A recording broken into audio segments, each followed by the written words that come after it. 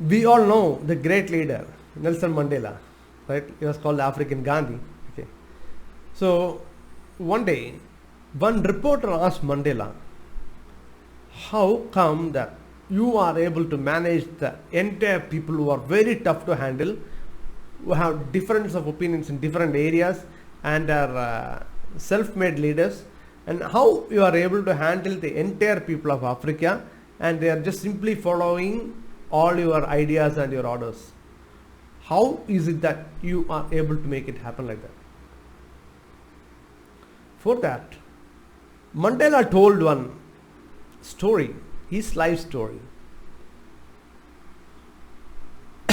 His father was the leader of a tribe. You know that in Africa, tribe leaders are very, very powerful. So they dictate and they decide. They take complete decision as far as that tribe is concerned. And he was a leader of a very big tribe in Africa, South Africa. And his father, whenever his father used to go for the tribal meetings to take decisions on various things or to take decisions on disputes, he used to take Mandela along with him, even from his childhood days. Mandela will accompany his father. One big thing Mandela observed was that his father was never talking when someone else is talking. And his father always gave his opinion and suggestions only after each and every participant in the tribal meeting spoke of. In fact, Mandela says his father used to ask, is it over? Shall I talk now? That all of you have expressed your opinion. Shall I talk now? And once they all nod, once they all say, yes, please proceed, then only he starts talking.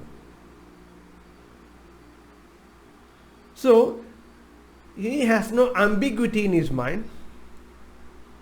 He is very clear because he has received all sort of information from all those people who are present there, and he has got enough time to settle down. He has got enough time to do permutations and combinations in his mind, the decision that he wants to take. And since there is a lot of time he is receiving, it was possible for him to take a composed decision. Naturally, all the people accepted his father's verdicts because they were always true to the concept. Because he listened to them, he opened his ears and he listened to them, and he did not interrupt while they were talking. And he was completely assimilated in whatever they were discussing, and he never lost his focus also. Mandela was saying that his father was even judging the body languages of the people, was even watching the body languages of the people as well as listening to them while they talk. So all these things had huge impact on Mandela, and that is a major reason for him being the leader of that nation. He followed the same steps of his father, and that is how he was able to he was able to meet the expectations of the people. Yes, ladies and gentlemen, why I am talking about this particular subject today is because as a startup or as an entrepreneur, you will come across the issue of communication as a big barrier in the success of your business. Yes, communication will be a very big barrier, is a very big barrier in the success of many entrepreneurs. If it is startups, definitely yes. So, why I brought this issue today is I had a meeting. One of my startup client, he asked me, Kalyanji, we have a meeting with a prospect. Okay, if we come up, if we go through, if we get that order, okay, it will be a very big milestone for us. It will be a very big order for us. Unfortunately, I am not in station. I will be going abroad. So, will it be possible for you to kindly accompany my team You don't have to do anything. Kindly accompany them and just give them guidelines and observe how they are doing it. So we can do a lot of things after this. So I happily agreed, because he was also my good friend also. So I agreed for it, and I joined them. I mean, the sales manager was there, then one sales executive was there, myself was there, and one assistant was there from this side. And from the prospect side, the CMD of that company, an old gentleman, a respectable person, his CFO, and one GM was there. 3 people were there from this side. GM purchase was there. So the meeting was going on very well. The presentation, our sales manager was giving an excellent presentation, excellent PPT there. He was, he was almost he has included all the FAQs in that presentation. So there is no doubt or ambiguity or any questions arising there. He has given a wonderful one, including combining the storytelling. And they were all flabbergasted, and they were really excited with this presentation, with this product. And in between, the sales executive was also supporting him by telling various things related to the product and the competitors and all those things.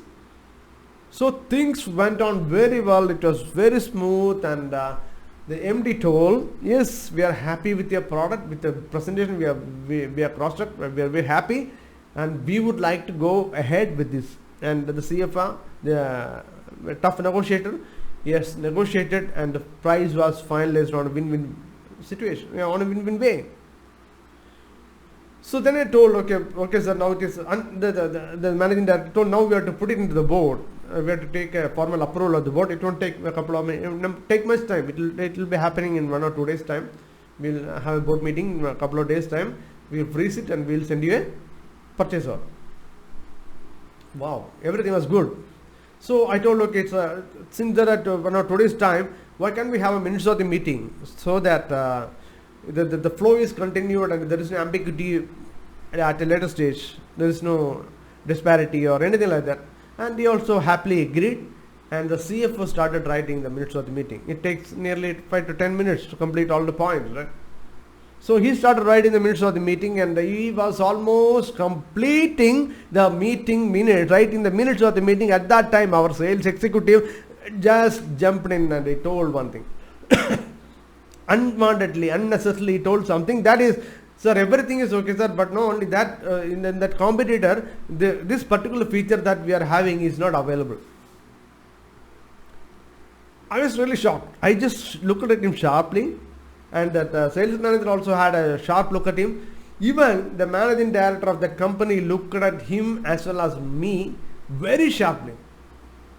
And the CFO, he was writing, he stopped writing. At that moment, he stopped writing. And after a couple of seconds, he told, we will do one thing, Kalyanji. Let me have an internal meeting once again. And by day after tomorrow, we will come back. So naturally, you can understand what is it that they are meaning. They want to review the product of our competitor once again before releasing the purchase order and advance. Khadam, finish. So we knew that, nothing to say. So we just formally asked, okay, shall we contact you by day after tomorrow morning, 11 o'clock or something like that, just to hook it. And they said, okay. And that tomorrow, day after tomorrow, 11 o'clock has been coming every alternate days, and this is the 11th day, and nothing has happened. Nothing has happened. We are quite sure that they would have definitely gone with the competitor, because now the price is finalized. They would have discussed the same price with the competitor, and if the competitor is smart enough, he would have told, no, we will do it at a lesser price than this, right? Because he was also desperate to get order. So one breaking the silence, one word of breaking the silence cost us a huge order. So ladies and gentlemen, I'm sure you will understand that you need to know where to talk, when to talk, and when to be silent, and how far to be silent. And if your team is not aware of that, you are in for deep trouble. So please practice. Please ensure your team is not barging in unnecessarily, or not talking unwanted points, or not talking too many things while at a crucial finalizing meeting. I am sure this video will help you a lot, because most of you would have gone through this problem even before I seen this video. So thank you so much for watching, and please take care of it, and looking forward to your feedback also. Thank you so much.